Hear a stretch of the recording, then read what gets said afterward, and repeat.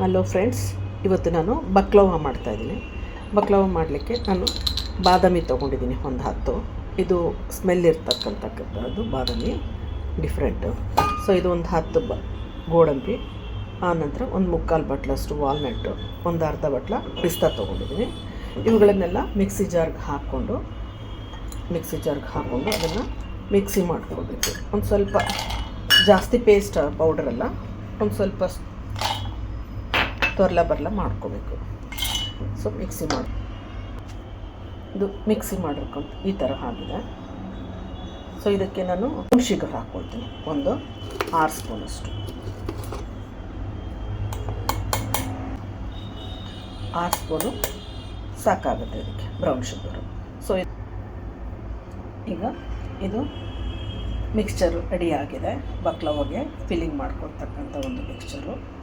Walnut ಮತ್ತು ಪಿಸ್ತಾ, ಬಾದಾಮಿ ಮತ್ತು ಗೋಡಂಬಿ, ಒಂದು 6 ಟೀ ಸ್ಪೂನಷ್ಟು ಇದು ಬ್ರೌನ್ ಶುಗರ್ ಹಾಕಿ ಮಾಡಿರ್ತಕ್ಕಂಥದ್ದು.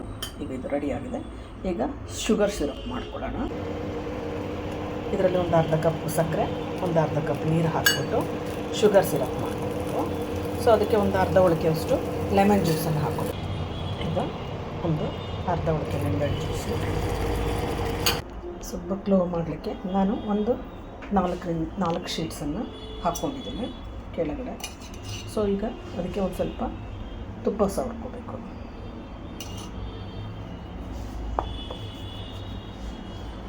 ತುಪ್ಪ ಸವರ್ಕೊಂಡು ಈ ಒಂದು ಇದನ್ನು ಹಾಕ್ಕೊಳ್ತೀನಿ, ಮಾಡಿರ್ತಕ್ಕಂಥ ಮಿಕ್ಸ್ಚರ್. ನಾನು ಮೇಲ್ಗಡೆ ಒಂದು 4 ಶೀಟ್ ಹಾಕ್ಕೊಳ್ತೀನಿ. ಮೇಲ್ಗಡೆ ಸ್ವಲ್ಪ ತುಪ್ಪವನ್ನು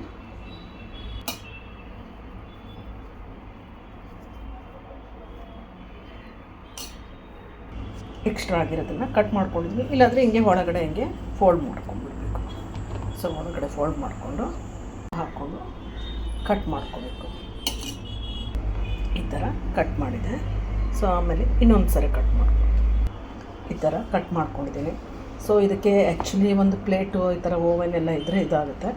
ಸೊ ನಾನು ಒಂದು ಪ್ಯಾನಲ್ಲೇ ಮಾಡ್ಕೊಳ್ತಾ ಇದ್ದೀನಿ.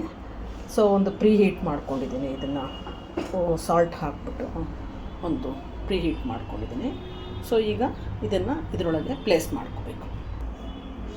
ಸೊ ಈಗ ಇದರಲ್ಲಿ ಇಟ್ಕೋಬೇಕು. ಇಟ್ಕೊಂಡು ಒಂದು 20ರಿಂದ 25 ನಿಮಿಷ ಬೇಯಿಸ್ಕೋಬೇಕು. ಸೊ ಓವೆನಲ್ಲಾದರೆ 170 ಡಿಗ್ರಿ ಇದರಲ್ಲಿ ಫ್ಯಾರನ್ಹೀಟ್ ಇದರಲ್ಲಿ ನಾವು ಬೇಯಿಸ್ಕೋಬೇಕಾಗುತ್ತೆ.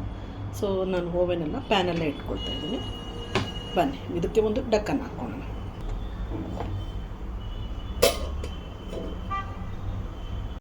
ಈಗ ಒಂದು 25 ನಿಮಿಷ ಆಗಿದೆ.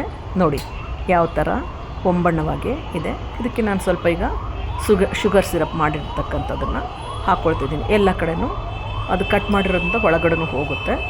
ಸ್ವಲ್ಪ ಎಲ್ಲ ಕಡೆ ಹೋಗೋ ಹಾಗೆ ಹಾಕ್ಕೊಂಡು ಪುನಃ ಈಗ ಸ್ವಲ್ಪ ಕಟ್ ಮಾಡಿದ್ದೀವಲ್ಲ, ಈಗ ಇನ್ನೊಂದು ಸರಿ ಕಟ್ ಮಾಡ್ಕೊಳ್ಳೋಣ. ಸೊ ಬಕ್ಲವಾ ಕ್ರಿಸ್ಪಿ ಆಗಿರ್ತಕ್ಕಂಥ ಬಕ್ಲವಾ ಹೇಗಾಗಿದೆ ನೋಡಿ.